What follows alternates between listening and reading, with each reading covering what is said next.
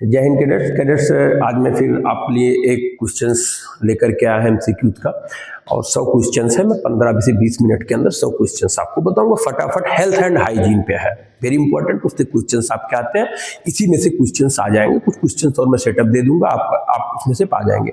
देखिए, थोड़ा सा ध्यान देकर एक बार पढ़ लेंगे, एक बार रिविजन कर लेंगे, आ जाएगा। चलिए हम लोग शुरू करते हैं। चलिए, ये पहला क्वेश्चन है। पहला क्वेश्चन को हम लोग देखते हैं।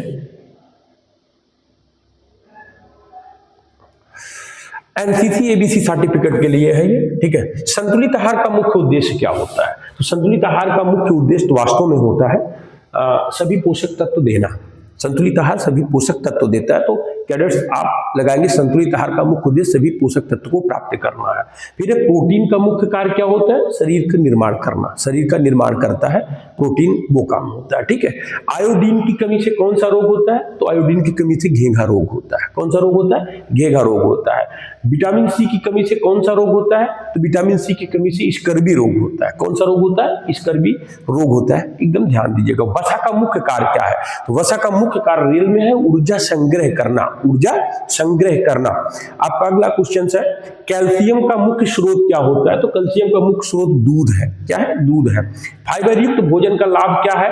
वजन बढ़ाना, कब्ज दूर करना, रक्त बढ़ाना, ऊर्जा बढ़ाना। तो कब्ज दूर करना भोजन युक्त फाइबर युक्त भोजन का लाभ है। अधिक नमक खाने से क्या समस्या हो सकती है? तो मधुमेह, उच्च रक्तचाप, एनीमिया, मोटापा। तो हाई ब्लड प्रेशर होता है अधिक नमक खाने से। तो बी ऑप्शन इज राइट। शरीर में पानी की कमी से क्या होता है? अगर पानी कमी हो जाए डिहाइड्रेशन हो जाता है। डिहाइड्रेशन हो जाता है। क्वेश्चन से मोटापा, एनीमिया, मधुमेह, डिहाइड्रेशन। चलिए 10वां, विटामिन डी का प्राकृतिक स्रोत क्या है? फल, दूध और सब्जी। तो धूप विटामिन डी से प्राप्त होता है। कार्बोहाइड्रेट का मुख्य उद्देश्य क्या है? मुख्य स्रोत क्या है? तो अब इसमें ऑप्शन दिया गया है मांस, फल, अनाज और दूध। तो अनाज आपका जो है मुख्य क्या है? स्रोत है। रक्त हीमोग्लोबिन कम होने की स्थिति, रक्त में हीमोग्लोबिन कम होने की स्थिति क्या होगा? एनीमिया हो जाएगी, वीकनेस आ जाएगी, शरीर पे पीलापन आ जाएगा। संतुलित आहार से कितने पोषक तत्व होते हैं? तो संतुलित आहार में 6 पोषक तत्व होते हैं। ये कैडेट्स आप एकदम दिमाग में रखिएगा।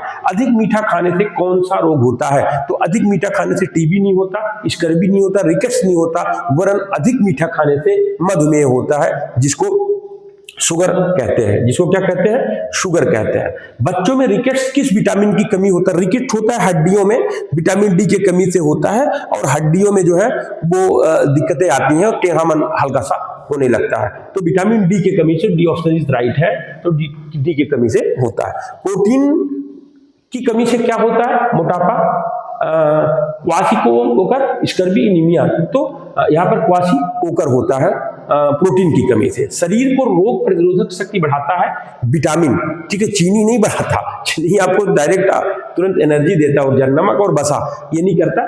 विटामिन क्या होता है? वो आपके शरीर को प्रतिरोधक क्षमता बढ़ाती है। भोजन पकाने का सही तरीका क्या है? अधिक उबालना, खुला रखना, ढककर पकाना, बार बार गर्म करना, ढककर पकाना। तो ढककर पकाना ऑप्शन सी इज राइट है, ठीक है। दूध किसका अच्छा स्रोत है? कैल्शियम का। कैल्शियम का स्रोत है। आयरन, विटामिन सी, फाइबर नहीं, कैल्शियम का स्रोत होता है दूध। शरीर में को ऊर्जा की सबसे अधिक आवश्यकता किसको होती है? तो खिलाड़ियों को सबसे अधिक होगी, क्योंकि वो बर्न करते हैं खेलने में, इसलिए खिलाड़ियों को होता है। स्वस्थ व्यक्ति का बीएमआई होना चाहिए 18.5 से 24.9 बीएमआई होता।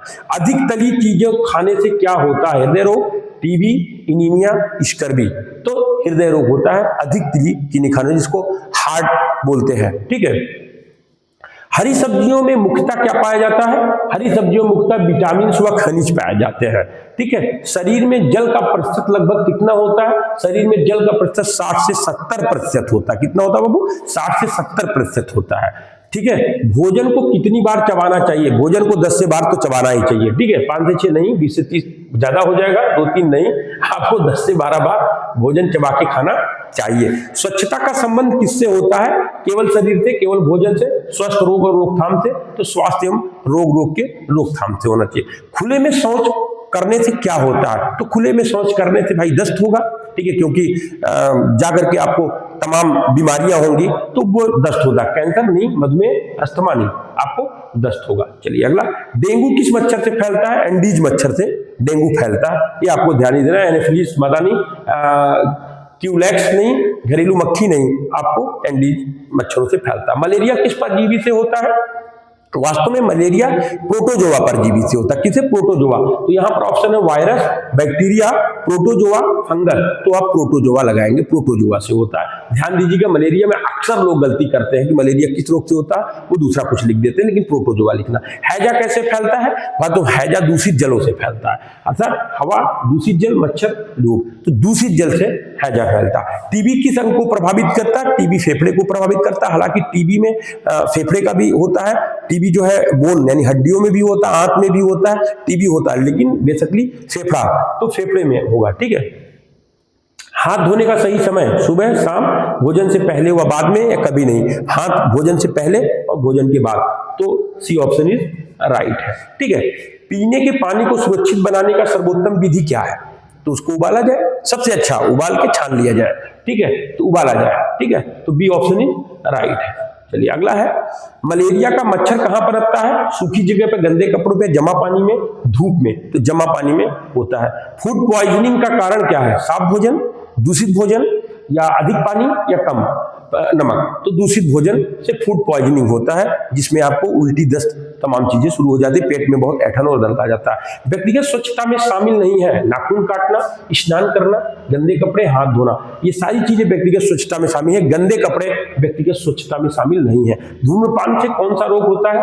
अस्थमा, फेफड़ों का कैंसर, एनीमिया, मधुमेह, तो वास्तव में धूम्रपान से फेफड़ों का कैंसर होता है। आइए हम लोग बात करते हैं, पोलियो रोग किससे फैलता है? वायु से, जल से, मच्छर से, अथवा धूल से? तो वास्तव में पोलियो रोग जो होता है वो फैलता है जल से, यानी दूषित जल और तमाम दिक्कतें उसमें आती है, उससे पोलियो फैलता है। और आपको मालूम होना, तेज बुखार आता है, धीरे धीरे कोई अंग शून्य हो जाता है, वो पोलियो का लक्षण होता है। कचरे का सही निपटान कैसे हो? सड़क पर डाल दिया जाए, नदी में डाल दिया जाए, खुले में डाल दिया? नहीं, डस्टबिन में डाला जाए, जो बंद हो वहां पर डाला जाए।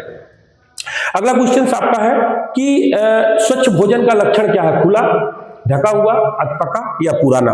तो ढका हुआ स्वच्छ भोजन होता है। मच्छरदानी का उपयोग क्यों करते हैं? सजावट करने के लिए, मच्छर से बचने के लिए, या गर्मी के लिए, धूप के लिए? तो वास्तव में मच्छर से बचने के लिए। अत्यधिक जंक फूड खाने से शक्ति मिलती है, मोटापा होता है, या आपका तंदुरुस्ती होती है, लंबाई होती है? रियल में मोटापा आपका क्या होता है? बढ़ता है। आगे है दांत। दांत साफ न रखने से पायरिया रोग होगा। दांत में पायरिया होता है, टीबी होना नहीं है, मलेरिया, एनीमिया नहीं, पायरिया हो जाएगा। साबुन का उपयोग क्यों करते हैं? खुशबू लेने के लिए करते हैं, या हम लोग कीटाणु को नाश करने के लिए करते हैं, रंग को देखने के लिए, स्वाद नहीं, कीटाणुओं को नाश करने के लिए। खुले में कूड़े से क्या फैलता है? मलेरिया, संक्रमण, कैंसर, या मधुमेह? तो खुले में कूड़े फैलने से आपका फैलता है जो है ये खुले में संक्रमण फैलता। तो ऑप्शन 45 का क्या होगा? आपका बी होगा। चलिए, गंदे हाथों से भोजन करने पर स्वास्थ्य खराब होगा, संक्रमण होगा, शक्ति होगी, या आपको नींद आएगी? तो वास्तव में आपका संक्रमण होगा गंदे हाथों से भोजन करने से। चलिए अगला है, स्वच्छ कपड़ों का लाभ। स्वच्छ कपड़ों का लाभ फैशन करने से होता है, रोग से बचाव करता है, वजन और ऊंचाई, रोग से बचाव करता है, इसलिए स्वच्छ कपड़ा पहनना चाहिए। साफ वातावरण का लाभ, बीमारी, स्वस्थ, गंदगी और थकान। तो आपको यहां पर देना है कि स्वास्थ्य होता है। साफ वातावरण का लाभ स्वास्थ्य से सीधे जुड़ा होता है। अभी दिल्ली देख लीजिए, बहुत सारा वहां पोल्यूशन है, तो लोगों को बहुत सारे रोग हो रहे हैं। ठीक है, ये ध्यान। अधिक भीड़ से क्या फैलता है? संक्रमण, प्रदूषण, पोषण, गंदगी। तो अधिक भीड़ से प्रदूषण फैलता है। क्या फैलता है?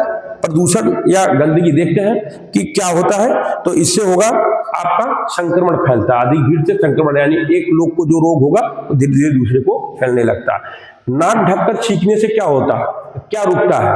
हवा, रोग, आवाज, सांस। तो नाक ढक करके यहां पर करने से रोग का फैलना क्या होता है? वो जैसे आपके अंदर जुकाम हुआ है तो दूसरा भी इफेक्टिव हो जाएगा। आप नाक ढक के करेंगे तो कम से कम वो कीटाणु वहां तक नहीं पहुंचेगा। मानव शरीर की सबसे बड़ी हड्डी, मानव शरीर की सबसे बड़ी हड्डी कौन सी होती है? वो होती है फीमर। क्या होती है? फीमर। और मानव शरीर की सबसे छोटी हड्डी एक कान के पास होती है। ठीक है, कान के पास होती है, ध्यान दीजिएगा। मानव हृदय में कितने कक्ष होते हैं? तो मानव हृदय में जो कक्ष होते हैं वो होते हैं आपके 4। ठीक है, ये ध्यान देना। जल का रासायनिक सूत्र सारे लोग जानते हो, लेकिन फिर भी आ जाता है तो मैं आपको बता दूं कि जल का रासायनिक सूत्र आपका होगा H2O। ठीक है, क्या होगा? H2O होगा। ठीक है, नहीं जल का रासायनिक सूत्र आपका होगा H2O। चौथा, प्रकाश संश्लेषण कहां से होता है? आप प्रकाश संश्लेषण आपका होगा पत्ती से। पत्तियां जो है प्रकाश संश्लेषण। पौधों में हरा रंग किसके कारण होता है? क्लोरोफिल के द्वारा। जल के द्वारा नाइट्रोजन ऑक्सीजन, तो क्लोरोफिल के द्वारा क्या होता है? पत्तों में हरा रंग होता है।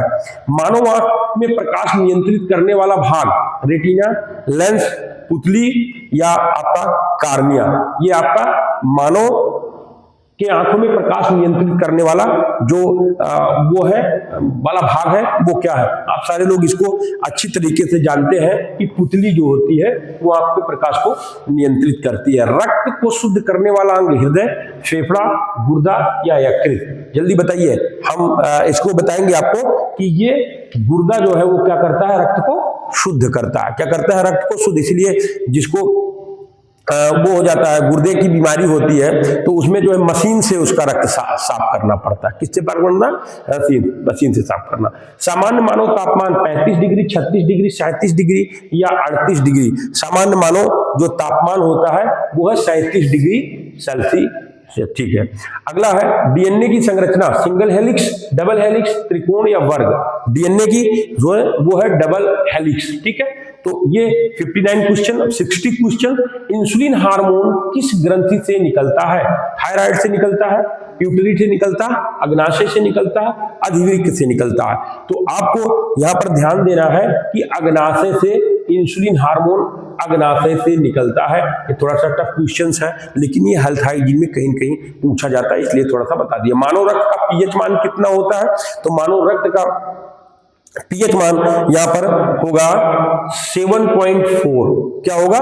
7.4 होगा। पौधों में जल ऊपर कैसे जाता है? वितरण द्वारा, कैल्शियम परासरण द्वारा या प्रकाश संश्लेषण द्वारा आपका जाता है? तो पौधों में जल जो होता है वो आपका प्रकाश परासरण के द्वारा जाता है। सी ऑप्शन इज राइट होगा। मानव मस्तिष्क का संतुलन भाग सेरिब्रम, सेरिबेलम, मेडुला और पोन्स। तो मानव का जो ये संतुलित भाग होता है वो होता है सेरिब्रम, सेरिबेलम, मेडुला और पोन्स। ये होगा सेरिबेलम होगा। बी ऑप्शन सही होगा। ठीक है, पाचन की शुरुआती कहां होती है?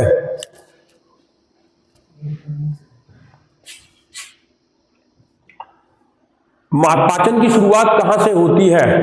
तो आपका पाचन की शुरुआत सबसे पहले जो शुरू होता है वो आपका जो है होता कि मुख से। मुख में ही हम लोग क्या करते हैं? उसको वो कर लेते हैं। ठीक है, मुख में भी हम लोग उसको जो है क्या कर लेते हैं? शुरू कर देते हैं चबाना।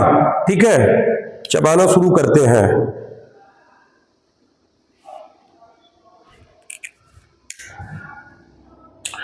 आयरन की कमी से महिलाओं में सबसे सामान्य रोग कौन सा है? एनीमिया, मधुमेह, मोटापा और थायराइड। तो ये होगा एनीमिया। महिलाओं में एनीमिया बहुत अधिक होती है जो आयरन की कमी से होती है, फिर उनको आयरन दिया जाता है। अगला है फोलिक एसिड की कमी से गर्भावस्था में क्या खतरा होता है? तो फोलिक एसिड की कमी से गर्भावस्था में जन्म दोष हो जाता है। ठीक है, अत्यधिक जंक फूड से महिलाओं में कौन सी समस्या आती है? कोकोज, टीबी, डेंगू या अस्थमा?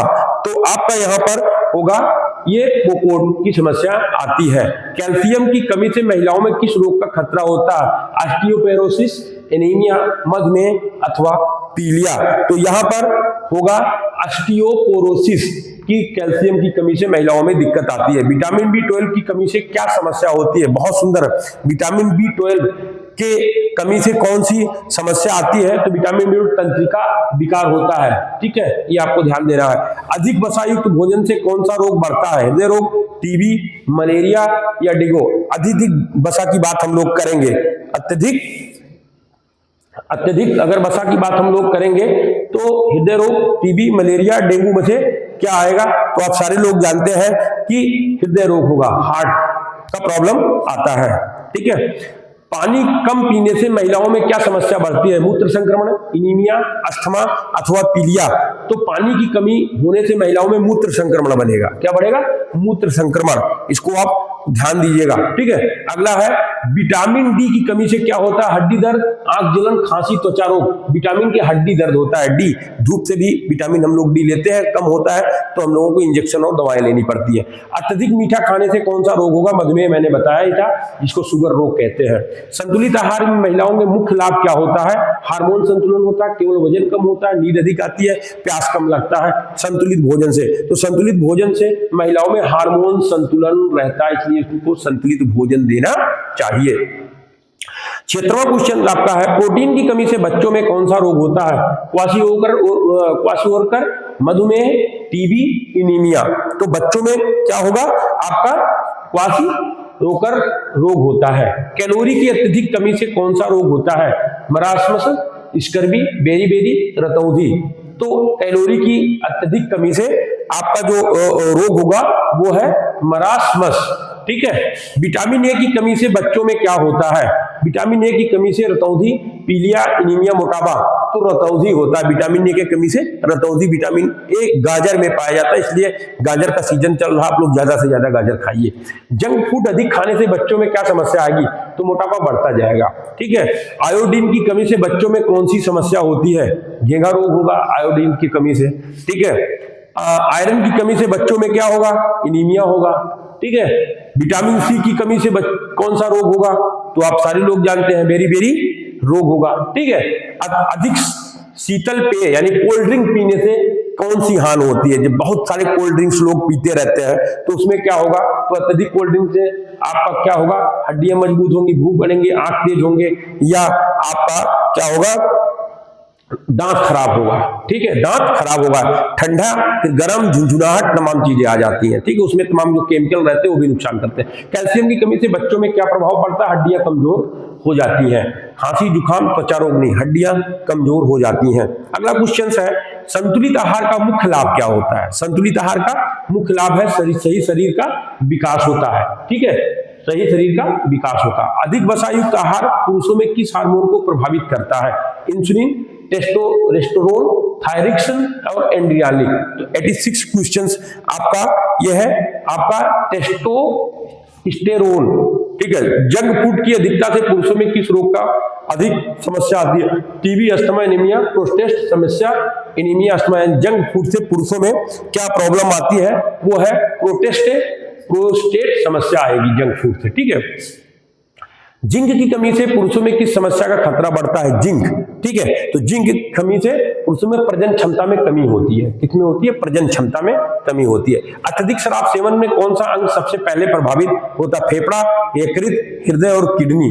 तो आपका अधिक शराब के सेवन करने से आपके जो रोग होंगे वो है आपका यकृत सबसे पहले जाएगा, लीवर पे अटैक सबसे पहले लीवर में ही जाता है, उसी पे अटैक वो करता है, बाकी किडनी उडनी भी खराब हो सकती है। अधिक नमक खाने से पुरुषों में किस रोग का खतरा बढ़ता है? लो बीपी, हाई बीपी और मधुमेह, anaemia. High BP, high blood pressure होता है, ठीक है। प्रोटीन की कमी से पुरुषों में कौन सी समस्या होती है? मांसपेशियों की कमजोरी होती है, आंख जलन होता है, दांत दर्द होता है, एलर्जी होती है। तो प्रोटीन की कमी से आपका जो है मांसपेशियों में कमजोरी आती है।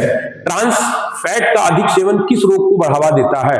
ट्रांस फैट का जो है वो आपका कोरोनरी हृदय रोग समस्या करती है। टीबी, डेंगू, पीलिया नहीं होगा, कोरोनरी हृदय रोग होगा। विटामिन डी की कमी से पुरुषों में क्या समस्या होती है? विटामिन डी की कमी से पुरुषों में क्या समस्याएं आती है? तो विटामिन डी की कमी से पुरुषों में हड्डियों में दर्द होता है। क्वेश्चन नंबर बी, अधिक चीनी सेवन से कौन सा रोग उत्पन्न होता है? अधिक चीनी सेवन से मधुमेह, एनीमिया, स्कर्वी, बेरी रोग। तो मधुमेह होता है, इसलिए चीनी ज्यादा नहीं खाना चाहिए। फाइबर की कमी से कौन सी समस्या होती है? कब्ज, खांसी, बुखार, त्वचा रोग। तो समस्या होगी कब्ज शुरू हो जाएगा आपको। फाइबर युक्त भोजन इसीलिए लेना चाहिए। संक्रमण रोगों से बचने का सबसे प्रभावी उपाय क्या होता है? संक्रमण रोगों से बचने के लिए व्यक्तिगत स्वच्छता कर लीजिए, आपको संक्रमण नहीं होगा। दवा का सेवन कोई विकल्प नहीं होता। अधिक भोजन, व्यायाम बंद करना नहीं, व्यक्तिगत स्वच्छता। मलेरिया से बचाव के लिए सबसे उपयुक्त उपाय कौन सा है? मलेरिया के उपाय के लिए सबसे उपयुक्त क्या है? तो सबसे उपयुक्त है साफ पानी पीना, मच्छरदानी का प्रयोग करना, अधिक नमक खाना, धूप में रहना, भाई मच्छरदानी का प्रयोग करना सबसे अच्छा रहेगा। ठीक है। डेंगू से बचाव के लिए कौन सा मच्छर जिम्मेदार है जिसे नियंत्रित करना आवश्यक है? एनोफिलीज, क्यूलेक्स, एंडीज या घरेलू मच्छर। तो डेंगू के लिए आपका जो एंडीज मच्छर है इससे बचाव करने की जरूरत आपको है, ये ध्यान दीजिएगा। भोजन से फैलने वाले रोगों से बचाव का सही तरीका कौन सा है? बासी भोजन रखना, हाथ धोकर भोजन करना, बिना धोए फल खाना, खुले में खाना खाना। तो आपका यहां पर होगा कि हाथ धोकर भोजन करना। ठीक है। 100वां क्वेश्चन है, टीकाकरण का मुख्य उद्देश्य क्या है? रोग फैलना, रोग से प्रतिरोधक क्षमता बढ़ाना, वजन बढ़ाना, नींद करना, प्रतिरोधक क्षमता बढ़ाना। तो आपका यहां पर होगा रोग से प्रतिरोधक क्षमता बढ़ाना। तो सो दोस्तों यहां पर हमने आपको ये 100 क्वेश्चंस, ठीक है, 100 क्वेश्चंस हमने आपको यहां पर दिए हैं। 100 क्वेश्चन 20 मिनट में आपको हमने दिया है। 20 मिनट में आपको 100 क्वेश्चंस दिया है। ठीक है। अब इसी तरीके से जो भी एपिसोड आएंगे हम आपको 100 क्वेश्चंस देते चलेंगे। और ए सर्टिफिकेट कल है, ए सर्टिफिकेट के कैडेट्स को बहुत बहुत शुभकामना कि उनका पेपर अच्छा हो। सारे क्वेश्चन अटेम्प्ट करना है, कहीं माइनस मार्किंग में बी और सी में थोड़ी सी दिक्कत है, वहां पर माइनस मार्किंग है। लेकिन मंडे से, सोमवार से मैं लगातार एक एपिसोड आपको डालता रहूंगा सारे टॉपिक्स से, ताकि आपका अच्छा ग्रेडिंग आ जाए। सभी को जय हिंद, बेस्ट ऑफ लक।